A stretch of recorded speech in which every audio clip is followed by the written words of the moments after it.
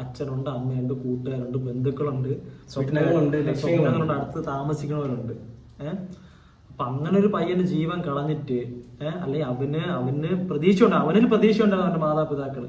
അതൊരു കൊച്ചായിരുന്നു. ഇവര് കുറേമാര് പറയുന്നത് പോലെ ഇവർക്കും ജീവിതം ഉള്ളത് പോലെ ഈ പ്രതികൾക്കും ജീവിതം ഉള്ളത് പോലെ അവനിലും പ്രതീക്ഷ ഉണ്ടായിരുന്നു അവന്റെ വീട്ടുകാർക്ക്. ആ ഒരു ജീവിതം നശിപ്പിച്ചു കളഞ്ഞത് ക്രിമിനൽസ് ആണ്. സത്യം എടുത്തു പറയട്ടെ, ഈ കൊച്ചു പയ്യന്മാര് ക്രിമിനൽസ് തന്നെയാണ്. സപ്പോർട്ട് ചെയ്യാതിരിക്കുക എന്ന് വെച്ചാൽ ഇവന്മാർക്ക് ഡിസ്കസ് ചെയ്യാൻ അറിയാം, ഇൻസ്റ്റാഗ്രാമിൽ കയറി ഡിസ്കസ് ചെയ്യാൻ അറിയാം, എങ്ങനെ ഗ്രൂപ്പിൽ മെസ്സേജ് ഇടാൻ അറിയാം. ബാക്കി എല്ലാ പരിപാടികളും യുവമാർക്ക് ഇപ്പൊ ന്യൂ ജനറേഷൻ പയ്യന്മാർക്ക് മൊത്തം കാര്യങ്ങൾ അറിയാം.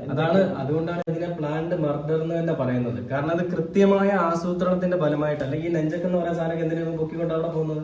ഈ ഇൻസ്റ്റാഗ്രാം ചാറ്റില് പറയണമെന്നൊരു ഒരു ഡയലോഗ് ഉണ്ട്. പയ്യൻ കേസ് എടുക്കൂല, ഒരുപാട് പേര് ചേർന്ന് ഒരു സംഘർഷം ഉണ്ടായി.